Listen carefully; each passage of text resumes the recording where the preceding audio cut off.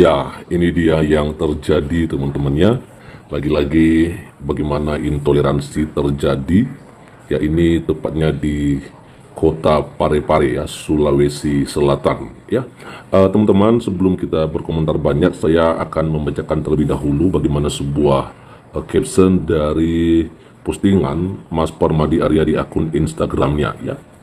Toleransi Indonesia yang dibanggain Pak Jokowi, Sri Jeda, siang ini sekolah Kristen Gamaliel di kota Parepare, Sulawesi Selatan di demo warga dengan alasan ada di tempat yang 100% Muslim. Keren kan toleransi ala Pak Jokowi? Ya, mohon atensi Pak Wali Kota dan pemerintah kota Parepare. Ada di mention di sini Abdullah Hayat Gani dan juga Humas Kota Parepare. Tolong ditertibkan warga Zionis ya yang menindas hak asasi umat minoritas.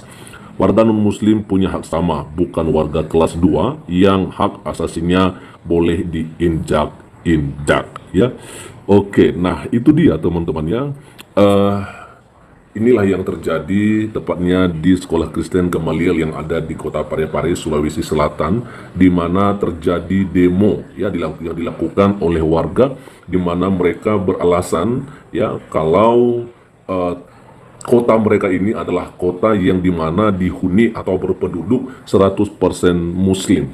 Nah, di sini sebuah hal yang menunjukkan ya kalau sorry ya, kalau saya boleh katakan bahwa di mana ada Islam atau Muslim, walaupun memang tidak semua ya, ingat kebanyakan atau sebagian besar di mana ada umat-umat Muslim, di situ terjadi yang namanya intoleransi.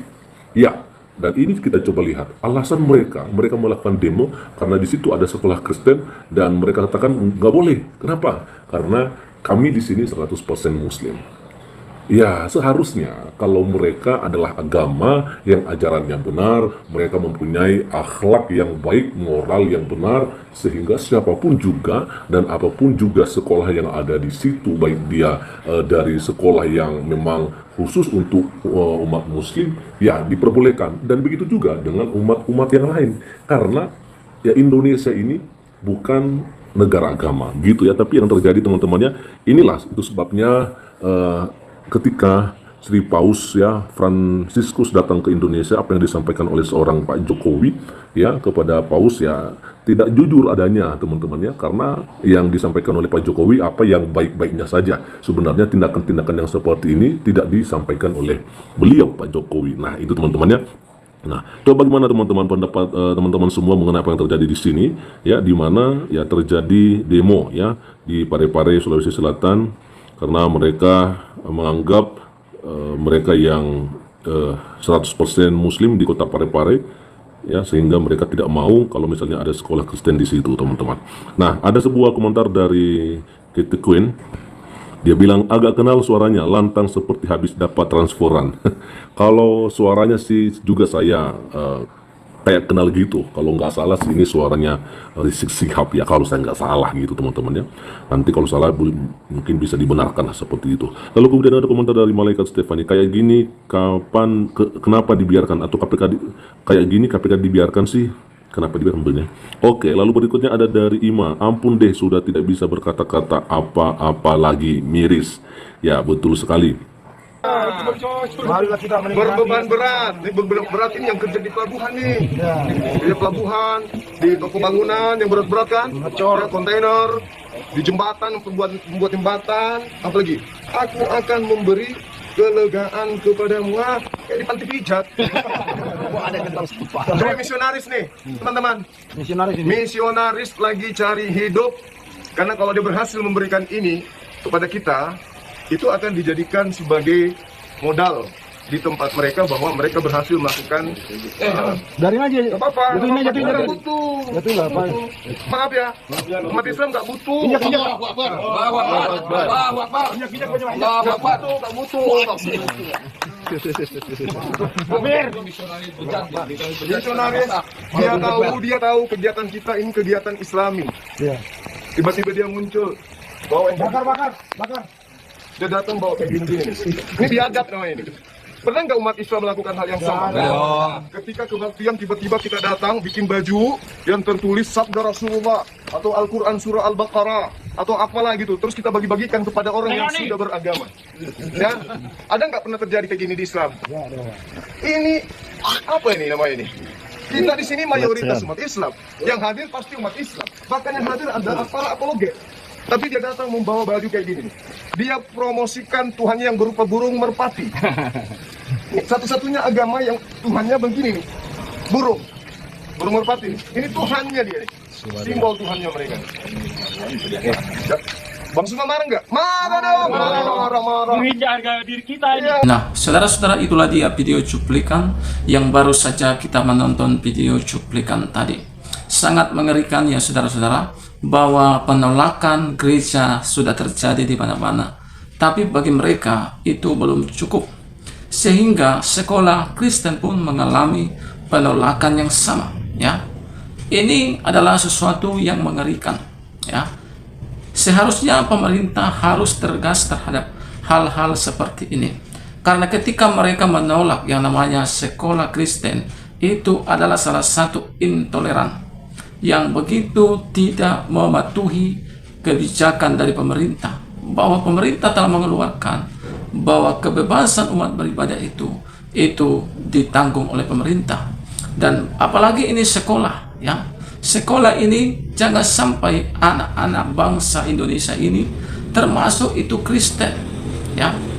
Dan bahkan kalau kita bisa melihat di sekolah kekristenan itu, yang sekolah itu bukan hanya orang Kristen, tetapi banyak agama-agama juga mau sekolah di sana.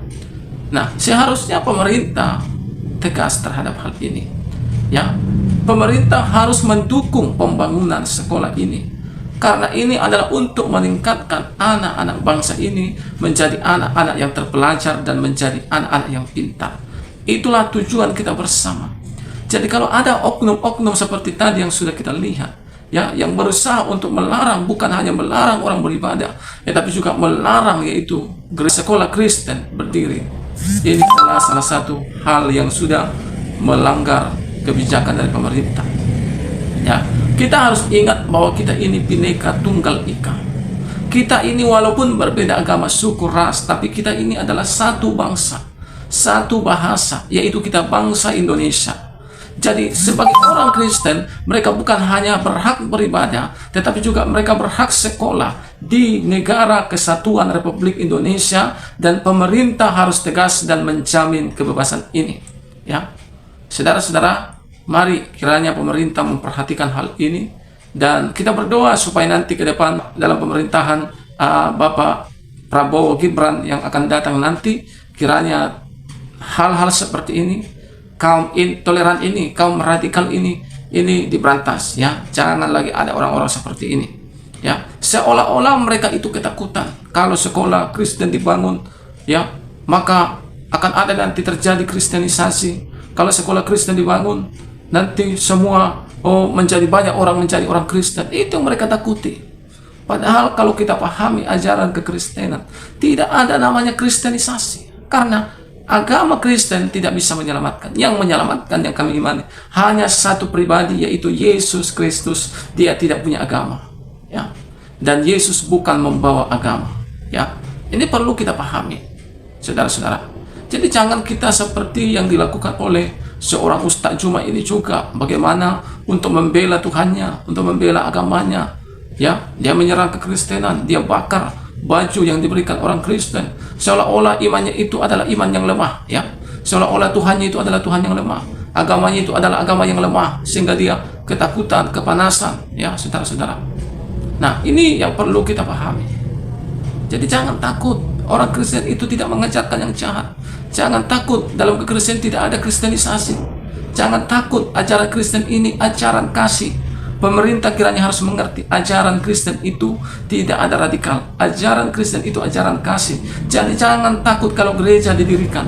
Jangan takut kalau sekolah Kristen didirikan, karena ajarannya adalah ajaran kasih. Yang takut, yang kejang-kejang itu setan. Karena ajaran Yesus itu kebenaran. Yesus tidak pernah mengajarkan untuk membunuh. Yesus tidak pernah mengajarkan balas kejahatan dengan kejahatan, demo sana, demo sini, nggak ada. Ajaran Yesus itu kasihilah musuhmu, berdoalah bagi musuhmu. Kasihilah Tuhan Allahmu, kasihilah sesamamu manusia. Itu ajaran Yesus. Pemerintah dan masyarakat Indonesia seharusnya mendukung hal ini kalau mau negara kesatuan Republik Indonesia baik, berdaulat dan diberkati oleh Tuhan. Ya, mungkin hanya ini yang bisa saya bagikan. Apa yang menjadi komentar saudara terhadap video ini, silakan isi di kolom komentar yang memberkati, yang mengedukasi. Kiranya Tuhan memberkati kita semua. Shalom dan sampai jumpa di video selanjutnya.